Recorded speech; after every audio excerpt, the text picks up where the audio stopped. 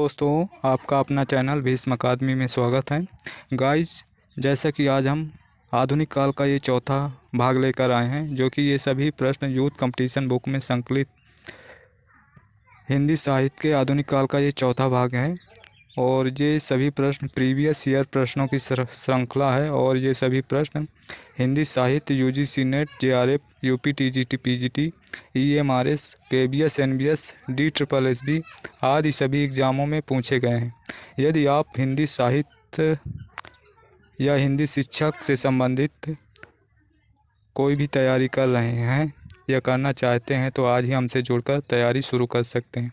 और यदि सेशन अच्छा लगे तो लाइक और शेयर ज़रूर करें। यदि चैनल पर नए हैं तो सब्सक्राइब कर लें, जिससे सबसे पहले आपको नोटिफिकेशन मिल सकें। और यदि हमारे सभी वीडियो देखना चाहते हैं तो वीडियो के लास्ट में लोगो आएगा, वहां क्लिक करेंगे तो वहां से जाकर आप सभी वीडियो प्लेलिस्ट में जाकर सभी वीडियो देख सकते हैं। तो चलिए देर न करते हुए शुरू करते हैं। द्विवेदी युग में समस्या पूर्ति का केंद्र था। द्विवेदी युग में समस्या पूर्ति का केंद्र था कानपुर। विकल्प ए सही है, विकल्प ए सही है। चलिए इसकी व्याख्या देखते हैं। द्विवेदी युग में समस्या केंद्र कानपुर था। महावीर प्रसाद द्विवेदी ने गद्य और पद्य दोनों में खड़ी बोली में सामान्य बोलचाल की भाषा को प्राथमिकता देने की वकालत की। द्विवेदी जी के काव्य संग्रह काव्य मंजूषा, सुमन, कान्यकुब्ज, अबला विलाप, देवी स्तुति शतक, कान्यकुब्जावली, व्रतम आदि ये सभी रचनाएं महावीर प्रसाद द्विवेदी की। चलिए अगला प्रश्न देखते हैं।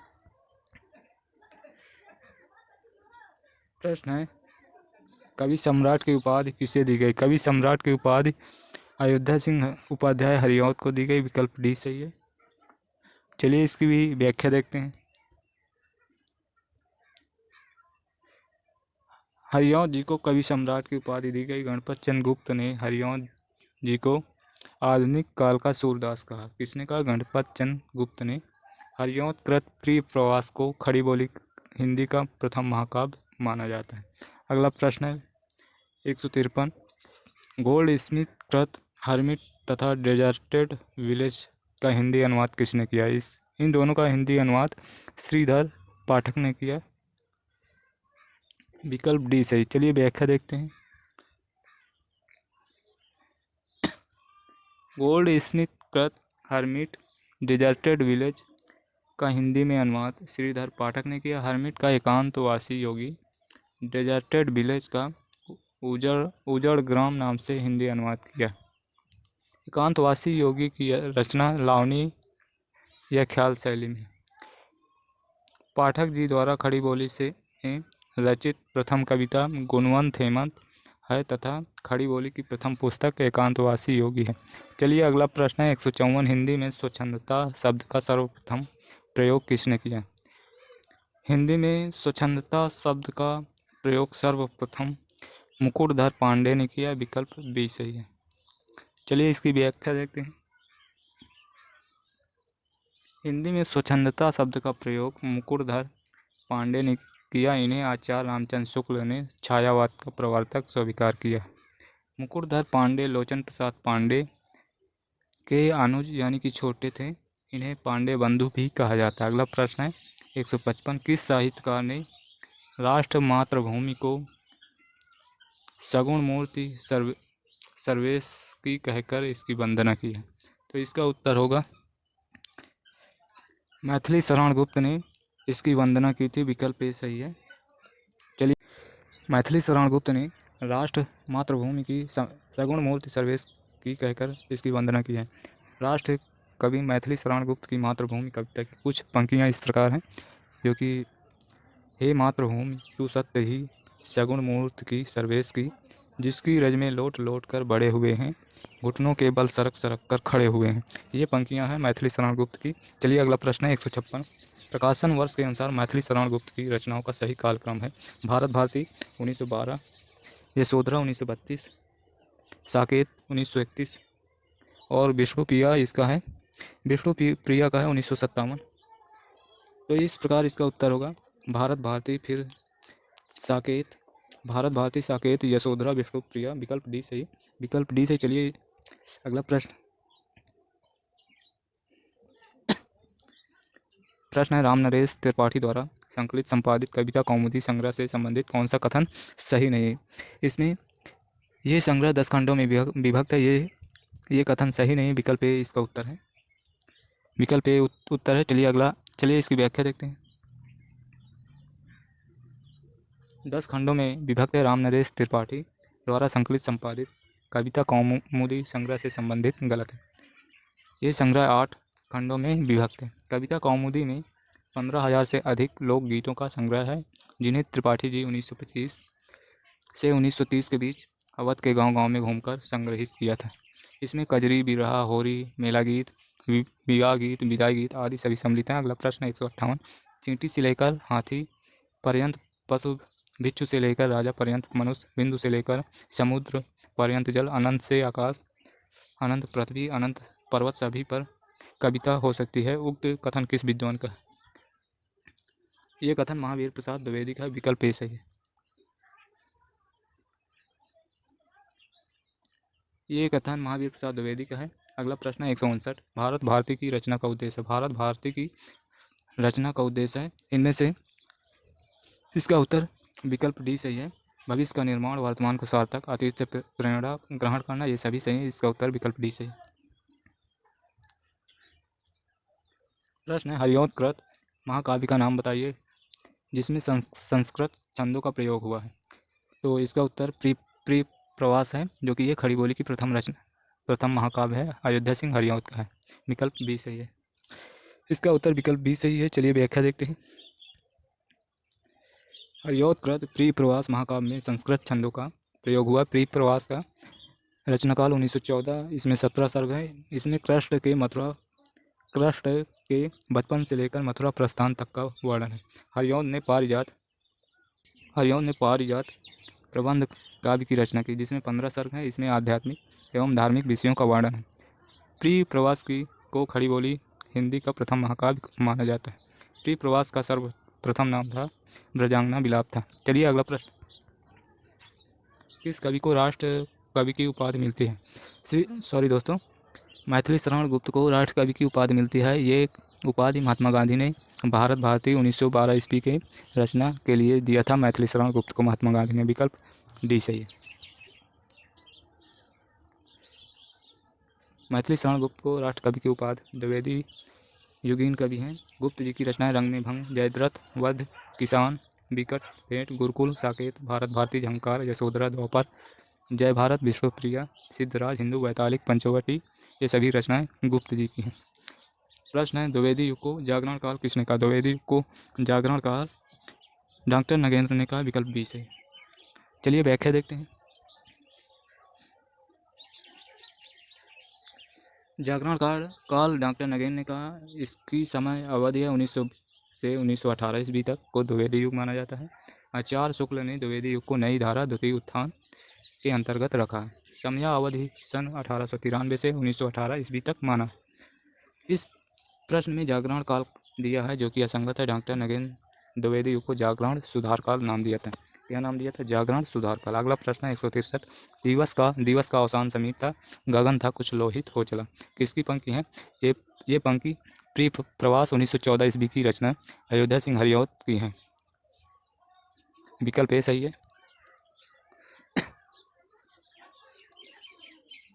अयोध्या सिंह हरिऔध प्री प्रवास से ली गई है। आज यहीं पावन समाधि पर दीप जलाने आया हूँ, श्याम नारायण पांडे की है। वंदनीय वो देश जहाँ के देश निज अभिमानी हो, बंधुवता में बंधे परस्पर परता के अज्ञानी हो, ये श्रीधर पाठक की पंक्ति है। द्विवेदी युग का वो कौन सा कवि है जिसने सारी रचनाएं ब्रजभाषा में की हैं? वो कवि हैं जगन्नाथ दास रत्नाकर। विकल्प ए सही है। अगला प्रश्न, इसकी व्याख्या भी देख लेते हैं। रत्नाकर जी हैं जिसने सारी रचनाएं ब्रजभाषा में की हैं। रत्नाकर उर्दू में जकी उपनाम से कविता करते थे। रत्नाकर जी की प्रमुख रचनाएं गंगा अवतरण, उद्धव शतक, हरिश्चंद्र हिंडोला, श्रृंगार लहरी, कलकासी, वीराष्टक, ये सभी रचनाएं रत्नाकर जी की हैं। अगला प्रश्न है, जयद्रथ वध रचना है मैथिली शरण गुप्त की। चलिए इसकी व्याख्या देखते हैं। जयद्रथ वध रचना मैथिली शरण गुप्त की है। इनकी रचनाएं रंग में भंग, किसान, विकट भट्ट, गुरुकुल, साकेत, भारत भारती, झंकार, यशोधरा, द्वापर, जय भारत, विष्णु प्रिया, हिंदू, वैतालिक, पंचवटी, ये सभी रचनाएं मैथिली शरण गुप्त की हैं। अगला प्रश्न है, माइकल मधुसूदन दत्त कृत मेघनाथ वध का हिंदी अनुवाद किसने किया? इसका अनुवाद मेघनाथ वध अनुवाद मैथिली शरण गुप्त ने किया। विकल्प ए सही है। चलिए व्याख्या देखते हैं। माइकल मधुसूदन दत्त कृत मेघनाथ वध का हिंदी अनुवाद मैथिली शरण गुप्त ने मधुप उपनाम से किया। किस नाम से? मधुप उपनाम से। इनके अनुदित काव्य हैं प्लासी का युद्ध, मेघनाथ वध, व्रत संहार, ये सभी अनुदित काव्य हैं मैथिली शरण गुप्त के। अगला प्रश्न है 167, काव्य मंजूषा के रचयिता है। इसके रचयिता महावीर प्रसाद द्विवेदी। विकल्प डी सही है। चलिए व्याख्या देखते हैं। काव्य मंजूषा के रचयिता महावीर प्रसाद द्विवेदी हैं। महावीर प्रसाद द्विवेदी के काव्य संग्रह सुमन, काव्य कुब्ज, अबला विलाप, देव स्तुति, शतक, कान कुब्जावली, वृत्तम आदि रचनाएं महावीर प्रसाद द्विवेदी की प्रसिद्ध कविता सर्गो नरक ठिकाना नहीं, ये प्रसिद्ध कविता है। अगला प्रश्न, कौन सी रचना मैथिली शरण गुप्त की नहीं है? प्रिय प्रवास अयोध्या सिंह हरिऔध की रचना है। इसमें 17 सर्ग है, 1914 ईस्वी की है। इसका दूसरा नाम है व्रजांगना विलाप। विकल्प ए सही है। प्रिय प्रवास अयोध्या सिंह हरिऔध की है। इसे खड़ी बोली का प्रथम महाकाव्य माना जाता है। प्रिय प्रवास का प्रथम नाम व्रजांगना विलाप था। ये संपूर्ण काव्य संस्कृत वर्ण व व्रतों पर आधारित है। और मैथिली शरण गुप्त की रचनाएं रंग में भंग, जयद्रथ वध, पंचवटी, ये सभी गुप्त जी की रचनाएं। प्रश्न है 169, कौन सी रचना राम नरेश त्रिपाठी की नहीं है? तो श्रांत पथिक, ये श्रीधर पाठक की है। विकल्प सी सही है। श्रांत पथिक श्रीधर पाठक की है। पथिक, स्वप्न, मिलन, मानसी, ये सभी रचनाएं राम नरेश त्रिपाठी जी की हैं। अगला प्रश्न है, अयोध्या सिंह उपाध्याय हरिऔध का प्रसिद्ध काव्य है। इनका प्रसिद्ध काव्य है प्रिय प्रवास। विकल्प बी सही है। बाकी साकेत गुप्त जी का, मैथिली शरण गुप्त का 1931, कामायनी है जयशंकर प्रसाद का, कुरुक्षेत्र है रामधारी सिंह दिनकर का। प्रश्न है, गुप्त जी की रचना नहीं है इनमें से जयद्रथ वध है, यशोधरा, भारत भारती, ये तीनों है। प्रेम पथिक ये है राम नरेश त्रिपाठी जी का। विकल्प सी सही है।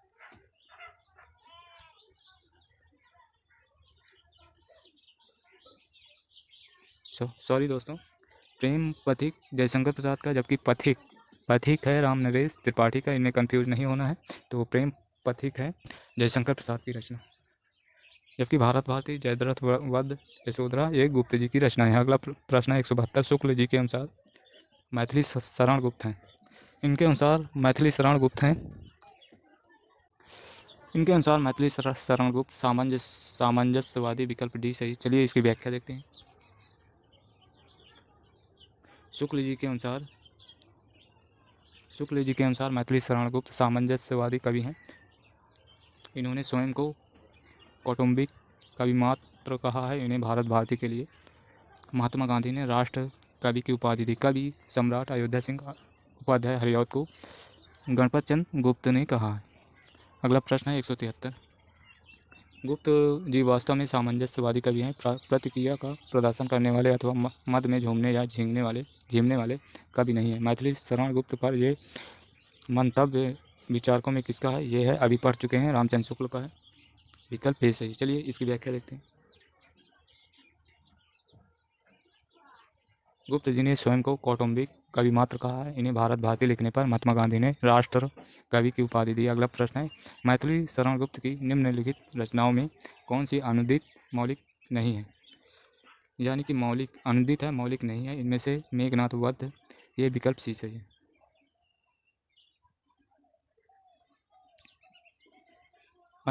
मैथिली शरण गुप्त की अनुदित रचना है प्लासी का युद्ध, व्रत संहार और मेघनाथ वध।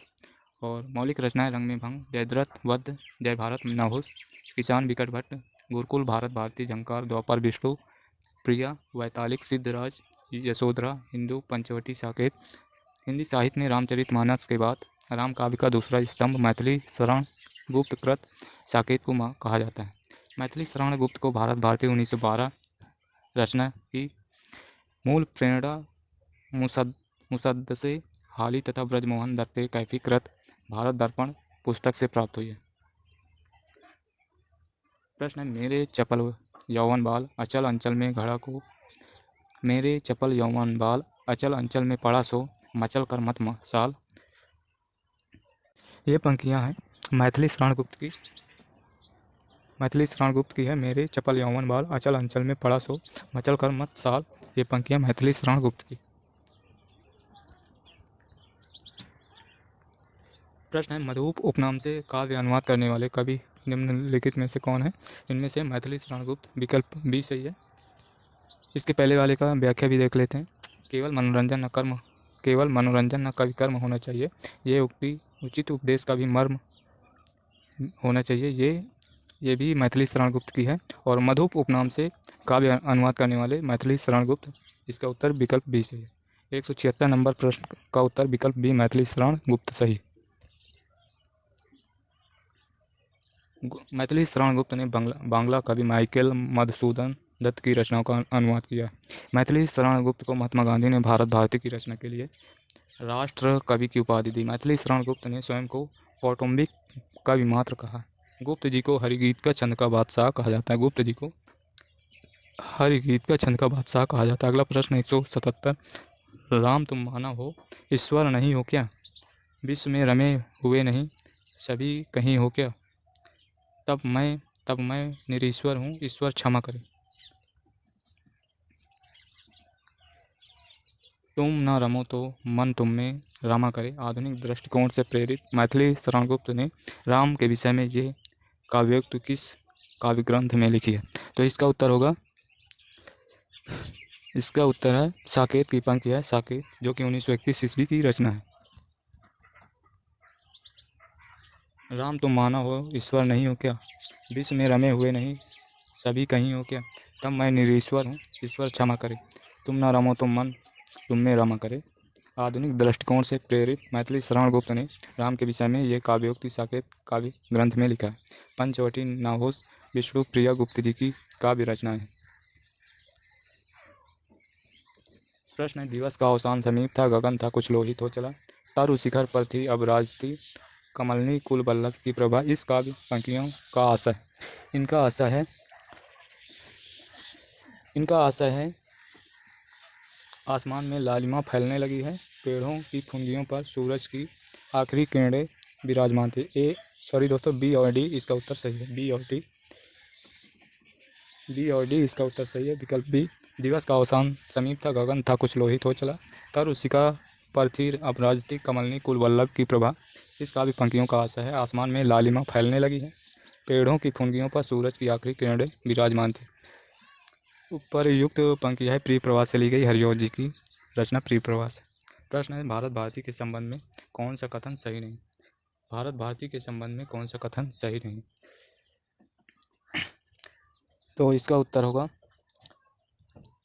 भारत भारती के संबंध में कौन सा कथन सही नहीं है? भारत भारती की रचना मुसद्दसे मुद्दो जज्जे इस्लाम की प्रेरणा से हुई है।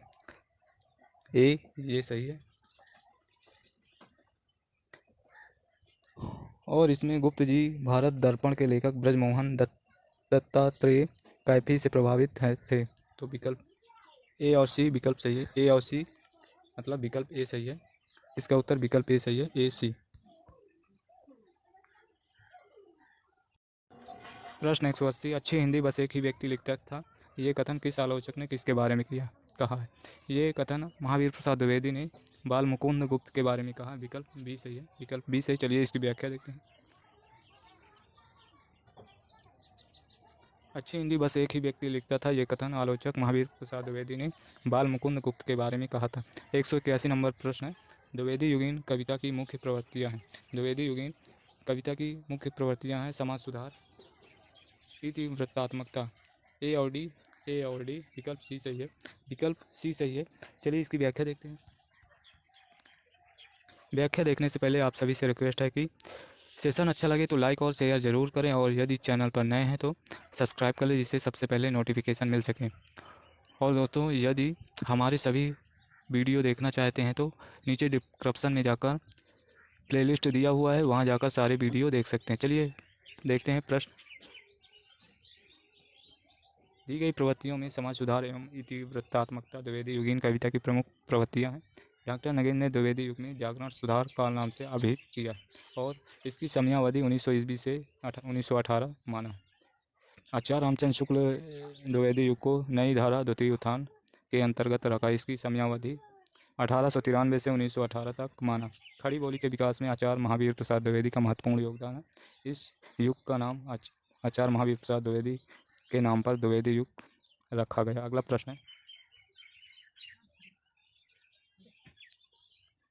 है युग कौन सा युग में सही है? तो इसमें देखते हैं विष्णुप्रिया खंड काव्य है, सिद्धराज खंड काव्य है। विष्णुप्रिया खंड काव्य है मैथिली शरण गुप्त का। विष्णु सिद्धराज ये भी खंड काव्य है मैथिली शरण गुप्त का। और साकेत महाकाव्य है, साकेत महाकाव्य है। जय भारत मुक्तक काव्य न होकर खंड काव्य है। तो इस प्रकार इसका उत्तर ए बी सी मतलब 1 2 3 सही है। विकल्प सी सही है, विकल्प सी सही। चलिए इसकी व्याख्या देखते हैं। विष्णुप्रिया खंड काव्य है मैथिली शरण गुप्त का। सिद्धराज खंड काव्य है मैथिली शरण गुप्त का। साकेत महाकाव्य है गुप्त जी का। जय भारत खंड काव्य है मैथिली शरण गुप्त का। तो इसका उत्तर कोट में 1 2 3 सही है। चलिए अगला प्रश्न। ऋतु संहार के रचयिता हैं इसके रचयिता हैं श्रीधर पाठक। विकल्प डी सही है, विकल्प डी सही। चलिए व्याख्या देखते हैं। हिंदी में ऋतु संहार के रचयिता श्रीधर पाठक हैं। श्रीधर पाठक खड़ी बोली के प्रथम स्वच्छंदतावादी कवि हैं। श्रीधर पाठक की प्रमुख कृतियाँ हैं सुषमा ब्रजभाषा में है, वनाष्टक, देहरादून भारत गीत, जगत सच्चाई सार, स्वर्गीय वीणा, धन विजय, गुणवंत हेमंत आदि ये सभी श्रीधर पाठक की रचनाएं हैं। भारतेंदु की प्रमुख कृतियाँ भक्ति सर्वस्व, प्रेम मालिका, वार्तिक स्नान, प्रेम सरोवर ये भारतेंदु जी की रचनाएं हैं। ठाकुर जगमोहन सिंह की रचनाएं। प्रेम संपत्ति लता 1885 ईस्वी की है। श्यामा लता 1885 ईस्वी की। श्यामा सरोजनी 1886। देवयानी 1886। प्रश्न 184 कौन सी रचना गया प्रसाद शुक्ल स्नेही की नहीं है? इनमें से स्वप्न, मिलन, मानसी ये सभी रचनाएं राम नरेश त्रिपाठी की हैं। विकल्प बी सही है। स्वप्न 1929 ईस्वी रचना राम नरेश त्रिपाठी की रचना है। राम नरेश त्रिपाठी की अन्य रचनाएं मिलन 1917, पथिक 1920, मानसी 1927, कविता कौमुदी आदि ये सभी राम नरेश त्रिपाठी की रचनाएं। जबकि प्रेम पच्चीसी, कुसुमांजलि, कृषक क्रंदन, राष्ट्रीय वीणा, करुणा कादम्बिनी, त्रिशूल तरंग आदि रचनाएं गया प्रसाद शुक्ल स्नेही की। अगला प्रश्न द्विवेदी का नामकरण किया गया। द्विवेदी युग का नामकरण आचार्य महावीर प्रसाद द्विवेदी। विकल्प सी सही है, विकल्प सी सही है। द्विवेदी युग का नामकरण महावीर प्रसाद द्विवेदी के नाम पर किया गया। इन्होंने गद्य और पद्य दोनों के लिए खड़ी बोली में समान बोलचाल की भाषा को प्राथमिकता देने की वकालत की। इनके द्वारा अनुदित मौलिक 80 ग्रंथ हैं। इनके प्रमुख काव्य संग्रह निम्नलिखित है। काव्य मंजूषा, सुमन, कान्यकूप, जबला, विलाप ये सभी रचनाएं महावीर प्रसाद द्विवेदी की। अगला प्रश्न 186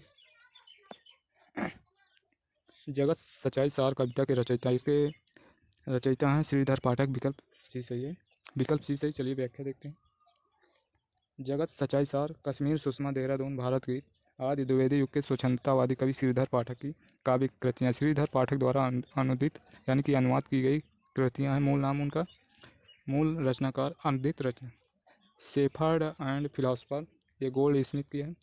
इसमें गडेरिए और दार्शनिक इसका अनुवाद किया गया है इस नाम से। हर्मिट गोल्ड स्मिथ की है। इसका नाम एकांतवासी योगी। डेजर्टेड विलेज ये भी गोल्ड स्मिथ की है। उजड़ ग्राम नाम से अनुवाद किया गया। ट्रैवलर गोल्ड स्मिथ की है। इसको श्रांत पथिक नाम से अनुवाद किया गया। ऋतु संहार कालिदास की है जो कि संस्कृत भाषा में। इसका अनुवाद ऋतु संहार नाम से ही किया गया श्रीधर पाठक द्वारा। हिंदी में स्वच्छंदता का कवि कौन कहा जाता है? इसका उत्तर विकल्प सी सही श्रीधर पाठक। विकल्प सी सही है। और हरिओ जी को आधुनिक काल का सूरदास कहा जाता है। श्रीधर पाठक खड़ी बोली के प्रथम स्वच्छंदतावादी कवि हैं। इसके द्वारा रचित मौलिक तथा अनुदित रचनाएं हैं वनाष्टक, देहरादून भारत गीत, जगत सच्चाई सार, स्वर्गीय वीणा, सांध्याटन, गुणवंत हेमंत ये सभी मौलिक रचनाएं हैं। अब देखते हैं अनुदित रचनाएं। गडेरिए और दार्शनिक, एकांतवासी योगी, उजड़ ग्राम, श्रांत पथिक, ऋतु संहार ये अमृत रचनाएं श्रीधर पाठक की। 188 नंबर प्रश्न, कौन सी रचना अयोध्या सिंह उपाध्याय हरिऔध की नहीं है? तो इनमें से विचित्र विवाह विकल्प ए सही है, विकल्प ए सही है। चलिए, ये हरिऔध जी की नहीं है, बाकी चोखे चौपदे, चुपते चौपदे, वैदेही वनवास, प्रिय प्रवास, ये सभी रचनाएं हरिऔध जी की। अयोध्या सिंह हरिऔध द्वारा रचित काव्य ग्रंथ है प्रिय प्रवास, हरिऔध, सतसई, मर्म स्पर्श, कल्पलता, कृष्ण शतक, प्रेम प्रपंच, रसिक रहस्य, प्रेमांध वारिध, प्रेमांबु प्रवाह, फूल पत्ते, ग्राम गीत, वैदेही वनवास, पद प्रसून, चुपते चौपदे, चोखे चौपदे, पारिजात, बोलचाल रस कलश, जो कि ये रीति ग्रंथ है। विचित्र प्रवाह रामचरित उपाध्याय द्वारा रचित काव्य।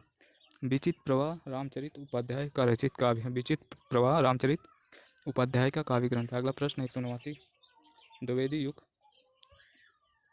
द्विवेदी युग का वो साहित्यकार जिन्हें कविता, कामनी, कांत, भारत, प्रगेंदु, साहित्य सुधाकर उपाधियों से विभूषित किया गया। तो इसके उत्तर हैं नाथूराम शर्मा, विकल्प ए सही है, विकल्प ए सही। चलिए व्याख्या देखते हैं। द्विवेदी युग के साहित्यकार नाथूराम शर्मा शंकर को कविता, कामनी, भारत, प्रगेंदु, साहित्य सुधाकर आदि उपाधियों से विभूषित किया गया था। इनके द्वारा रचित काव्य ग्रंथ है अनुराग रत्न, शंकर सरोज, शंकर सरवस, गर्भरंडक, रहस्य, ये सभी रचनाएं नाथूराम शर्मा शंकर की। प्रश्न 190, निम्नलिखित में से एक मैथिली शरण गुप्त की काव्य रचना नहीं है। तो इनमें से कृषक क्रंदन नहीं है। कृषक क्रंदन ये गया प्रसाद शुक्ल स्नेही की रचना है। इनकी अन्य रचनाएं हैं प्रेम, पच्चीसी, राष्ट्रीय वीणा, त्रिशूल आदि रचनाएं। चलिए व्याख्या भी देख लेते हैं। कृषक क्रंदन गया प्रसाद शुक्ल स्नेही की रचना है। स्नेही की अन्य रचनाएं प्रेम, पच्चीसी, राष्ट्रीय वीणा, त्रिशूल आदि। अगला प्रश्न 191, गुप्त जी की कौन सी रचना महाभारत संबंधी नहीं? गुप्त जी की कौन सी रचना महाभारत संबंधी नहीं है? तो इसका उत्तर शक्ति महाभारत संबंधी नहीं है, विकल्प बी सही है।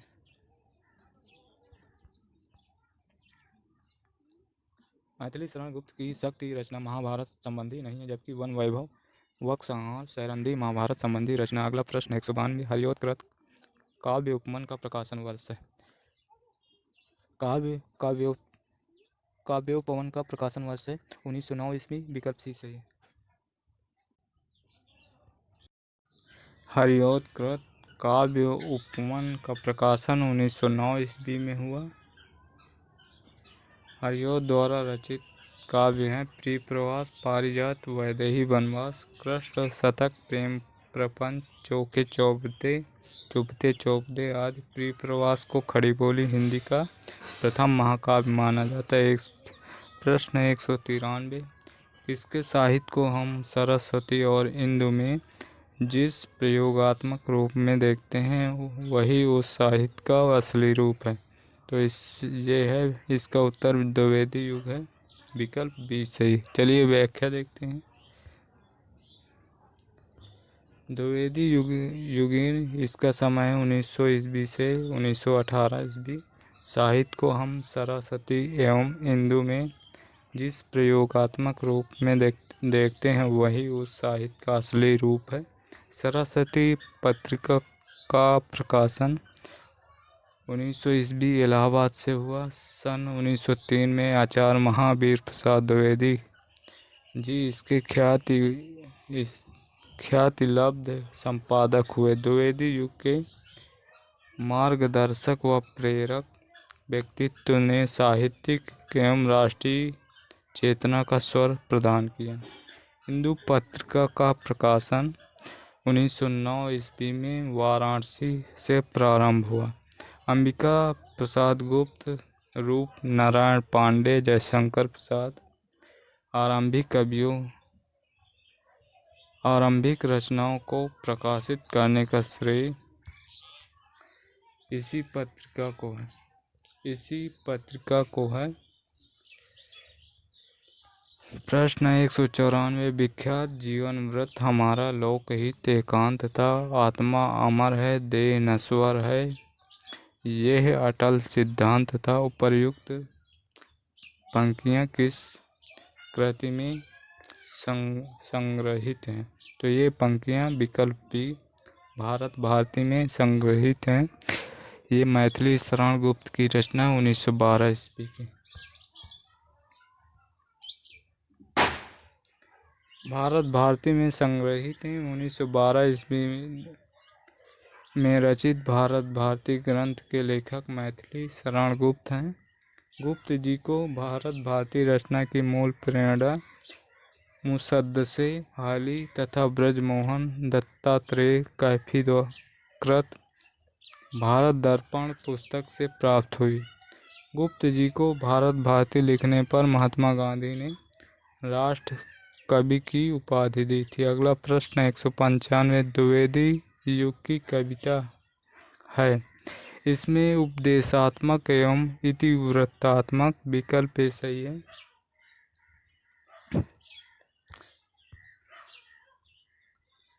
द्विवेदी युग की कविता में उपदेशात्मक एवं इतिवृत्तात्मक प्रमुख रूप से पाई जाती है।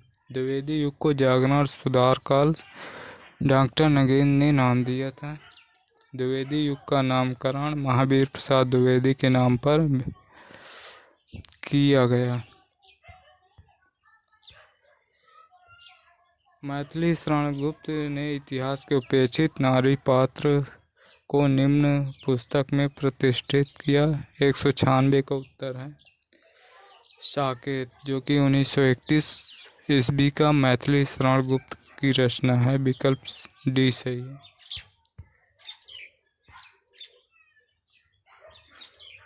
गुप्त जी ने इतिहास के उपेक्षित नारी पात्र और उर्मिला, जो कि लक्ष्मण की पत्नी है, को साकेत नामक पुस्तक में प्रतिष्ठित किया। हिंदी साहित्य में रामचरितमानस के बाद राम काव्य का दूसरा स्तंभ मैथिली शरण गुप्त कृत साकेत है।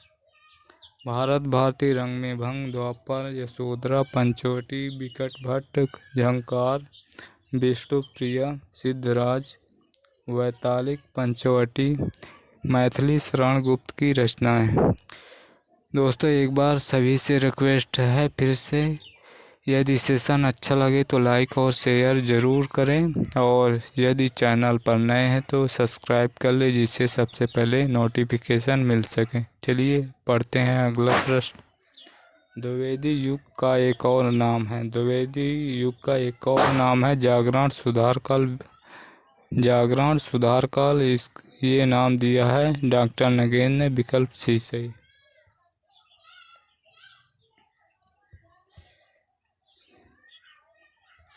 द्विवेदी युग का एक और नाम जागरण सुधार काल, ये नाम डॉक्टर नगेंद्र द्वारा दिया गया, जबकि डॉक्टर रामकुमार वर्मा ने आदिकाल को संधिकाल या चारण काल नाम दिया, तथा शुक्ल जी ने आधुनिक काल को गद्य काल का नाम दिया। शुक्ल जी ने गद्य काल नाम दिया आधुनिक काल को। अगला प्रश्न है 198। द्विवेदी युगीन साहित्य में किस प्रवृत्ति की प्रमुखता नहीं है?